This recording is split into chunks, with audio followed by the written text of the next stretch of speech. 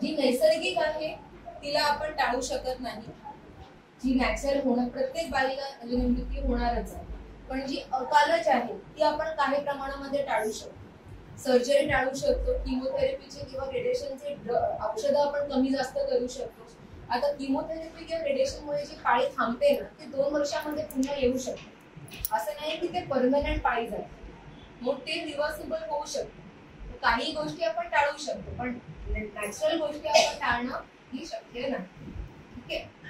पुढचा प्रश्न असा होता की त्रास हा सर्वांनाच होतो का? तुम्हाला त्याचं काय सांगू शकता? सगळ्यांनाच होतो, पण कोणाला जास्त आणि कोणाला कमी का असं होतं? का असं कमी जास्त प्रमाणामध्ये का होतं? सगळ्यांना सारखंच झालं पाहिजे ना. तुम्ही म्हणाला सगळ्यांचं सारखी लेवल नसतं, ते तर एक मुद्दा झाला. जनरली कसं आहे की मेनोपॉजचा त्रास हा प्रत्येक बाईला, पण काहींना आता तुम्ही तुमच्या आज्यांना वगैरे बोलताना ऐकलं असेल, मला कधी पाळी गेली आम्हाला कळलंच नाही, कधी आली कधी गेली आमचं लक्षातच नाही, आमच्या कामामध्ये शेवटचं कधी आलं माहित नाही. मी का तेव्हा त्या बायकांना कधीच त्रास होला नाही, पण आजकालच्या पिढी बघितली त्यांना हा त्रास खूप होतोय, प्रचंड त्रास, एवढा त्रास की ते सहन होत. हा डिफरन्स का होतो? याचं कारण असं आहे की ते बरोबर आहे, तुमचं स्ट्रेस मेनार म्हणजे तुमचं पाळी सुरू झाल्यापासून ते 40 वर्षापर्यंत तुम्ही कसं आयुष्य जगले आहे त्याच्यावर डिपेंड करतं की तुम्हाला मेनोपॉजचा किती त्रास होतो. जर तुमचं खाणं पिणं व्यवस्थित नाही आहे, शरीराला व्यायामाची सवय नाही आहे, किंवा मेंटल स्ट्रेस आहे, किंवा विचारांना किंवा मेंटल हेल्थ चांगली नाही आहे, अशा बायकांना जनरली मेनोपॉजचा त्रास होतो.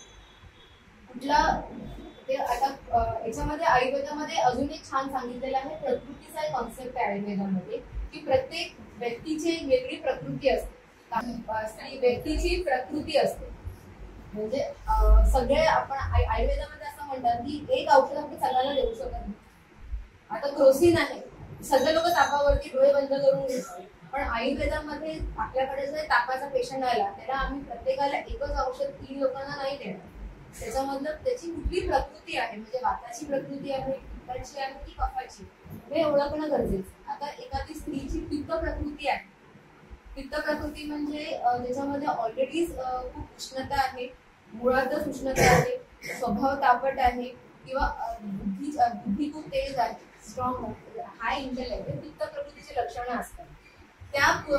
त्या स्त्रीला पित्त संबंधित त्रास जास्त होणार, हॉट फ्लश जास्त होणार, किंवा तिच्यामध्ये राग येणं, चिडचिड होणं हा प्रकार जास्त होणार की मुळात तिची प्रकृती पित्ताची आहे, तर पित्ताचा त्रास तिला जास्त होतो. आता ज्या बाईची मुळात कफाची प्रकृती म्हणजे काय, एकदम आराम आहे, इझी गो लकी बाई, तिला काही स्ट्रेस नाही, टेन्शन नाही, आळशी आहे, एकदम काही स्ट्रेस घेत नाही, ती कफ प्रकृती नाही.